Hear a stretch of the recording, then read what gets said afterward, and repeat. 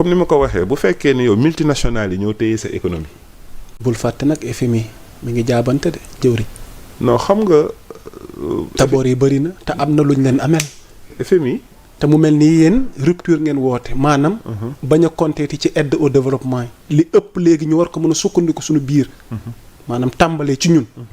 donte duñu tàllal loxo ci biti. waaye mu bañ a meleti comme ni mu daan mel léegi boobaa naka la na mbir yi nar a tëddee ci boo indee benn rupture ak ñi la daan accompagner nga nar leen woon gannaaw ci yenn. waaw loolu yëpp dañ koy préparer mooy li ma la wax. bu fekkee ni yow sa dëkk dafa lépp loo xamante ni. mënu ko li dëkk bi di liggéey lépp nga lu ko ëpp. loolu mooy amatuloo autonomie. moomatoo sa bopp. waaw te sëñ Touba dafa ne pour nga moom sa bopp foo nga mën sa bopp. pour nga moom sa bopp. foo nga mën sa bopp. foo nga mën sa bopp. waaw ok. ku mënul sa bopp mënoo moom sa bopp. léegi nag il faut que ban yoon la ñuy war a mën a jaar pour mën suñu bopp pour mën a moom suñu bopp. ok c'est important foofu la question bi nekk. léegi nag ñi ngi gëstu ban yoon la ñu war a jaar. pour mën suñu bopp. xam nga nit ki boo demee booy leb da ngay leb loo amul. wala nga leb ngir mottali. bu dee téeméer nga soxla nga am juróom-ñaar fukk wala juróom-ñetti fukk nga ne naa lebi ñeent fukk ngir dolli si. waaw bu fekkee ni téeméer nga soxla bëgg a leb téeméer yëpp wala nga leb loolu téeméer rek ñaar fukk te téeméer rek nga mën a am loolu crise la. léegi FMI. duñ sunu ndey duñ sunu baay. déedéet dañ ñoo war a accompagner banque la FMI xam nga banque la te banque ñëpp xam nañ ni du perte. profit lay ut ak bénéfice lay ut. te FMI banque la boo xamante ni multinationales yi ñoo ko créé FMI du banque normale nii ah.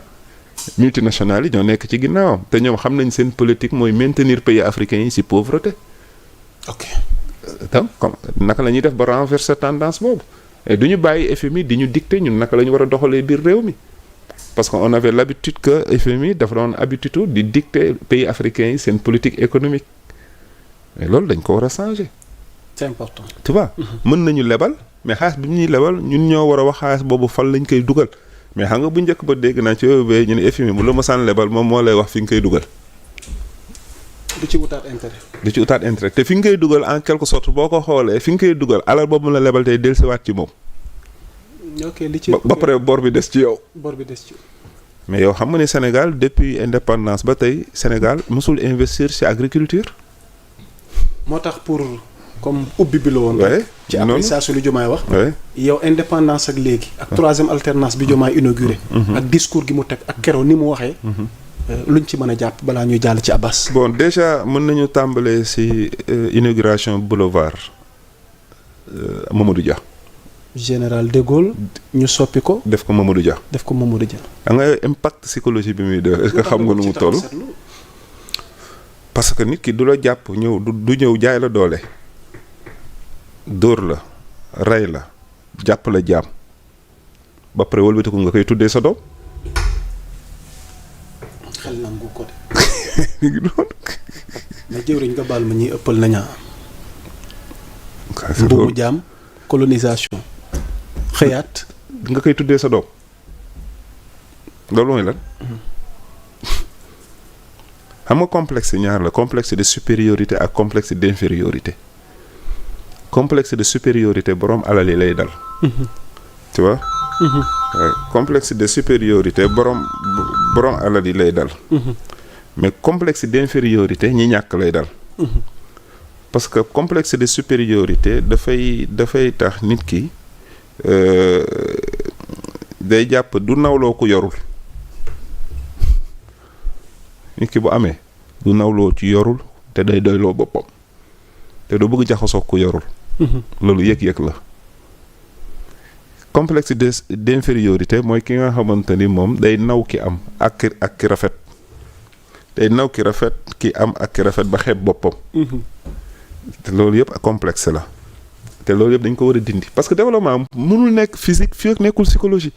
yaa Moussa développement mënul nekk physique fii ak nekkul psychologie mentale. balaa may jàll ci Abbas defe naa loolu ngay bëgg wax noonu daf ñuy yóbbu ci waxi Bob Marley mi naan emancipate yourself from mental slavery. none but how self can free how mind. kon fii la. ak fii. ok ak fii parce que nit ki ni muy bëggee ci xel ak ci xol. waaw parce que xol fa la lépp nekk. bu xol defaroo. léppay defaru. ok wax nga dëgg Descartes daan na wax naan c'est le siège des émotions. ñi jàng discours de la méthode. jëwriñ maa ngi ñëw ci yow. parce que mbokk yi lii ubbi bi la rek ndax waxtaan wee ngi ci kanam di nu xaar. parce que bëri na lu jib ci ay révélation ci kàddu njiitum réew mi surtout ci ancien président Macky Sall. te war na loo am loo ci leer parce que nee na am na lu Macky bi rumandaat ci suuf di ko xeex. Macky ñëpp xawoon nañu demul. kon maa ngi ñëw ci yow grand bass ci tënk rek noo gisee keroog sorti sunu chef de l'État après 65 ans d'indépendance enjeux yi 1 an au pouvoir entre défis ak ay perspectives qu'est-ce qu'il faut que peut-on retenir Abass. laata may ñëw ci tontu bi. dama bëggoon rendre hommage aujourd'hui ñi nga xam ne ñooy liggéey Sonaged SA. ndeysaan. xam nga kuréel boobu ñun saa yu ñu wàccee guddi. ñuy dox. ñoom la ñuy gis ñu yore seeni peel. seeni buret. di seetal dëkk bi. un esprit sain dans un corps sain mais dans un environnement propre et propice. ñooñu dama jàpp ni que ni fête de l'indépendance buy ñëw war nañoo tànn si ñoom ñu tollu téeméer. ñu décorer leen au niveau national. sargal leen devant tout le monde. parce que ñoom guddi la ñuy liggéey. ñun bu ñu yeewoo ñu gis ni set na. du ñu sàmmoonteeg cet gi. ñu delluwaat tilimalaatal. ñun ñooy tilimal mais ñoom ñi ngi def les sacrifices nécessaires di bay seen waar. donc ñooñu pour man ay jàmbaar lañu. donc ni ñuy décorer armée bi. dañ leen war a décorer ñoom it. devant le peuple. beneen bi may sant yàlla. parce que kuréelu journaliste yi nga xam ne moo ñu boot. ëmb ñu. demoon nañu élection. samedi bi. ci la ñu yendu. macha allah rendre hommage Bamba Kassé. ginnaaw bi mu fas taxaw ngir renouveler instance yi. ba ki nga xam ni moom mooy Moustapha Cissé. di le secrétaire général bu RTS bu SYNPICS. yàlla def ni moom la ñu tàbb. donc le def ko maintenant le benn élu du SYNPICS mi wuutu. Ahmadou Bamba Kassé mooy Moustapha Cissé. waaw moom moo yore léegi ca gël nguyu SYNPICS. ñu di ko ñaanal borom bi téeñal ko. ci yan gi ngir unifier et les journalistes et les techniciens. défi yi nga xam ne ñoo nekk ci waar bi yëpp. yàlla na oyof parce que ci loolu la ñuy gisee suñu bopp ci loolooy suñu sàkk. grand défi rëy na de. waaw bëri na torop. te njiitum réew mi xam naa dégg ci ñoo am na lu ma boros. ci lu bëree bëri parce que xam nga secteur bi. grand jubadi gi ci nekk tamit. non li ci nekk dama ne ku ko wax. xam nga réew bi daa neexut a jàppale. xam nga la ma benn xale wax ñi ne ci secteur bi. grand bi xam na li may ñun ñëpp a ngi koy dund. ku ko ñeme wax rek ci amee rek jàmm ji nañu. xam nga li waa ji wax ku bëgg lu njur ci li ci nekk yëpp. boo otut sa maam la nuy muur mu dem sëy. yàlla buñ ci yàgg. yàlla buñ ci yàgg kon nag yàlla moom mii nga xam ne moo ko jël. waaw yàlla na am mateef gi rek. jërëjëf pour béy waaram. parce que waar noonu la. wax nga dëgg ku ne li nga yore. da nga ciy béy bu àpp ba jotee nga dem. keneen ñëw. donc c'est au fil des changements. la ñuy amee. les changements qu'il faut au profit effectivement de la profession. Maintenant le diagnostic a été fait liñ ci waroon a def yëpp saytu yi yëpp tout def nañ ko mise en œuvre bi moo des et je pense que mise en œuvre bi du naxsaay. yaa Moussa la nga wax dañu jógee ci korité rek mu am ñaari xew-xew yoo xam ni sénégalais yi dañ ci war a am mbégte am ci contentement bi ci jiitu mooy sargal bi ñu sargale benn doomu Afrique. Mamadou Dia n'est pas sénégalais. C'est un Africain d'origine sénégalaise. Mamadou Dia c'est un Africain d'origine sénégalaise. cey Maodo. xam nga Maodo dafa xalaat ci lu doon waral indépendance su Afrique. niveau boobu la ne woon Mamadou Dia ne réfléchissait pas pour le Sénégal. Non. Il réfléchissait pour l'Afrique l'autonomie de l'Afrique, vraie indépendance économique, politique, sociale, démographique, culturelle. Mamadou Dia dafa tënkoon lépp ci ay téere ci ay xalaat. jébbal ko africain yi. ñi ci bëggoon adhéré nañ ci. wante nag boobu tubaab baa ngi soog a taxaw. la nga wax. téye sa doom. duma ko. noot ko. ñu di la sargal. loolu fan la am. Afrique rek la am. Sénégal dong la am. parce que boobu ñoom ñoo tànnoon seeni président. tànnoon seeni njiit. Mamadou Dia. bu ñuy wax indépendance Sénégal. c'est Mamadou Dia qui l'a signé. du Senghor. Senghor defu ci dara. c'est important de le rappeler. laale aussi dafa daw. c'est un ancien chef d'État. ma jox ko respect bi yëpp. en tant que chef d'État. mais dafa daw. c'est Mamadou Dia qui a reçu le général de Gaulle. en 58. moom moo signé xaatim kayit yi yëpp bi mu xamee ni que ni la fédération du Mali dafay tas. Sénégal jël indépendance am. loolu moo ko indi mu anticiper. wante Mamadou Dia yemu ci. dafa xalaatal Sénégal. ci yan banqaas la ñu mën a jëm gis-gisam mooy souveraineté. ñaata at après 65 ans après. xale yii toog ci boppu nguur bi. indiwaat souveraineté. xoolal jonction boobu. c'est une jonction idéologique. boo xamante ni ku ko wax ak ku ko nangu rekk a ci am. maintenant fête de l'indépendance bi tey jii les militaires yi défilé. ils doivent être fiers de leur pays. parce que reportage yi kenn waxul. leneen lu muy. le général de Gaulle. faase nañ ko. indi nañu Mamadou Dia. ci place bi nga xamante ne moo gën a fës. gën a rëy sur l'image du Sénégal parce que foofu la ñuy fêter lu nu bokk ñun ñëpp. te kenn mënu see jël sa wàll. au cœur de la capitale sénégalaise. au cœur de la capitale sénégalaise nekk ci xolu Colobane. jawrin loolu dara gënu koo rafet. dëgg la bu ñu dellu woon place. ville. de l'indépendance. du changer. parce que foofu dafa xat. waaye dañ ko indi. fa nga xamante ne. les différentes composantes de la nation. ñëw nañ fa toog mais dafa am image yoo xam ne nit ñi gisuñu ko. l'opposition a été bien représentée. alhamdulillah. tey jii qui incarne le pouvoir de l'APR. c'est Maître Sidiki Kaba. waaw moom lañ ko délégué. ñoo ngi fa. loolu mooy Sénégal. quand le peuple appelle. nañu fàtte nos égos. politique appartenance sociale. etc. ñu daje fa. mieux. c'est à travers la culture que l'expression la plus expressive a été faite. mag ña. Thierno Souleymane Baal. la révolution Torodo. la révolution Torodo nga xam ne kooku dafa bindoon constitution. ba wat sëkk pour joxoon ko les Africains. ñu défilé wone jaar-jaaram ak taarixam. Aline Sitoé Diatta.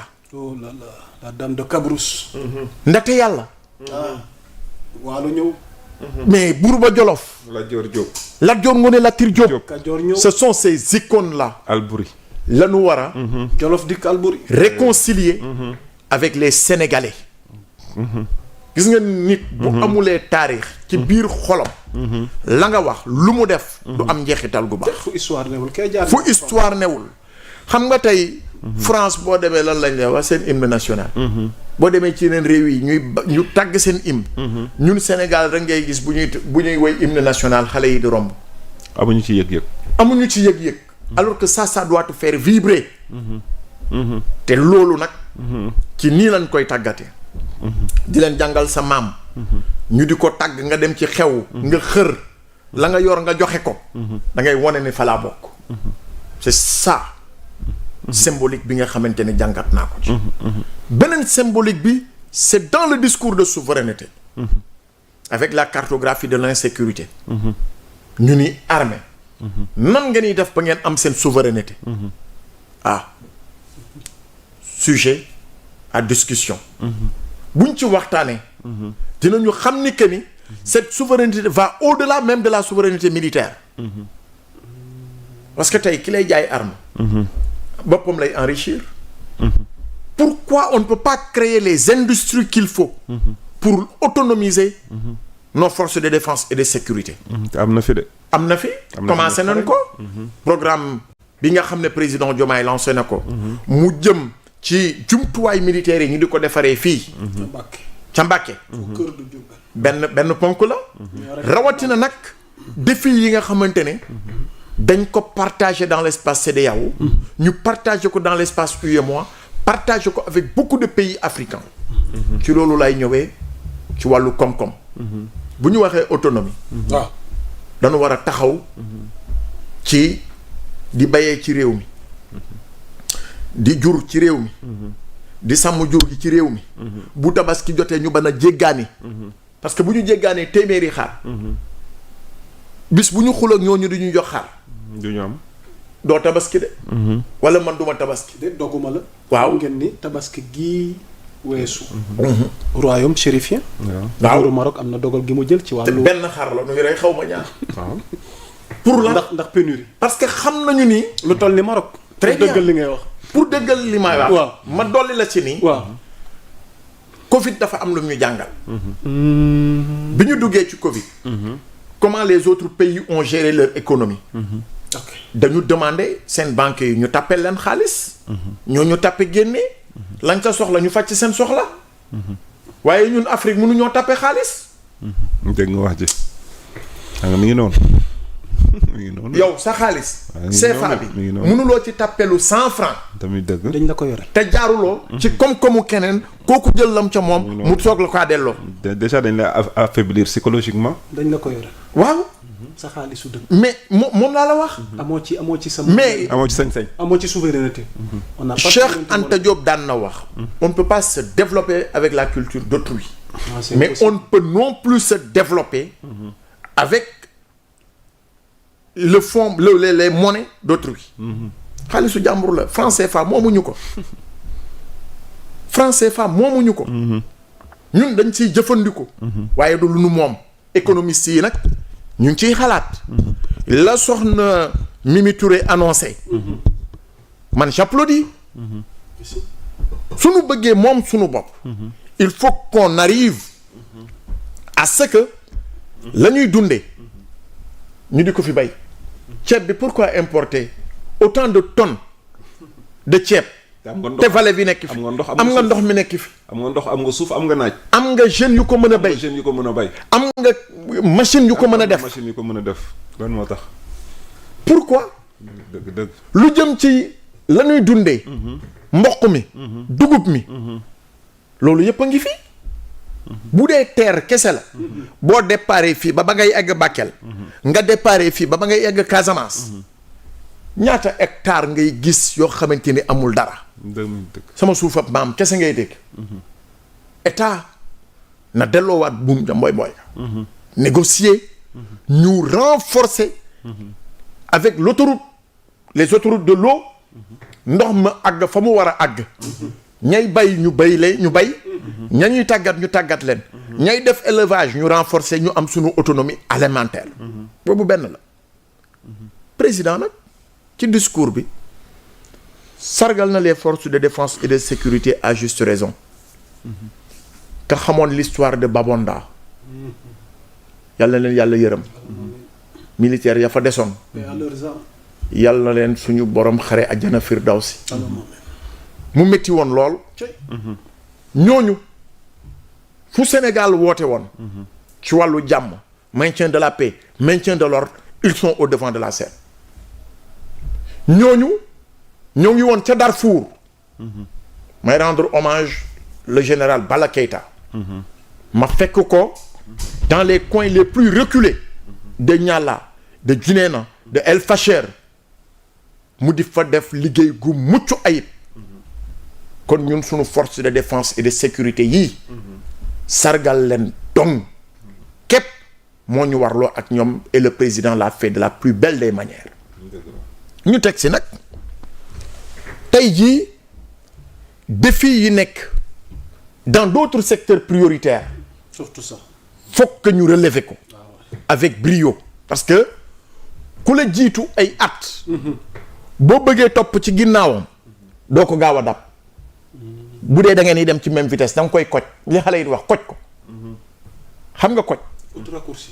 merci beaucoup mooy koj waaw xam nga xale yi bu naan daw nii da nga dékki-jékki daw ñu ne la bu ko topp koj ko koj ko c'est-à-dire moom bu daree jël tali bi nii di daw yow duggal beneen yoon nga xaar ko ci kanam xaar ko ñun bu ñu bëggee dabu foog ñu koj leen parce que la ressource elle est africaine maintenant L'avenir de l'humanité c'est l'Afrique de l'avenir de l'humanité c'est l'Afrique. Afrique la nekk mieux on a deux ressources yoo xamante ni ça peut nous propulser au devant de la scène muy le gaz ak pétrole bi commencé naa ball dolleeku ci loolu lu mu mën a indi ci njeexital ci wàllu koom-koom bu ñu ko utiliser de manière rationnelle ñun dinañ ci mën a dund tedd ci waaw. les générations futures moo tax le fonds intergénérationnel am ci solo parce que bu ñu calculer suñu bopp rek mais dañuy calculer ñay ñëw moo tax ma dégg Ousmane Sonko naan tey ñoruñu mbaa suba. mais oui la ñuy bàyyi xel mooy ñiy ñëw ëllëg. tubaab bi lan la ñu rawee jawrin je parle sous ton contrôle oui oui tous les investissements ñoom yu ñuy def c'est pas pour eux c'est pour la génération future. mais oui États-Unis bi ñu koy xotti xamoon nañu ni que ni y a 100 ans àdduna nii lay doxee ci la ñu xotti yoon yi Gouverner c'est prévoir. mais aussi simple que ça résumé nga ko qui gouverne prévoit et je pense que ci démarche stratégique bi ok. loolu mooy jàngat gi nga xamante ni ci deuxième temps fort bi président Bassirou Diomaye Diakhar Faye amoon na ko ok. avec la presse on termine avec la presse ci sa analyse. waaw njàngat gi mu def ci ñun. mais tamit bu nu waxalee dëgg te yàlla tax. man bokkuma ci ñu jàpp ne daf ñoo bëgg a xoj. wala daf ñoo bëgg gàllankoor. waaye bu nu waxalee dëgg te yàlla tax doyen. yéen ñu ci jiitu. gënuñu leen a xam. lu tax tey ngay mën a lutte syndicale. ci biir secteur média bi li njiitum réew mi wax yow noo ko jàngatee en faveur de la presse. dëgg kaani la bu ñu la ko tuufee da ngay toxoñu dëgg ah jawri oui kaani la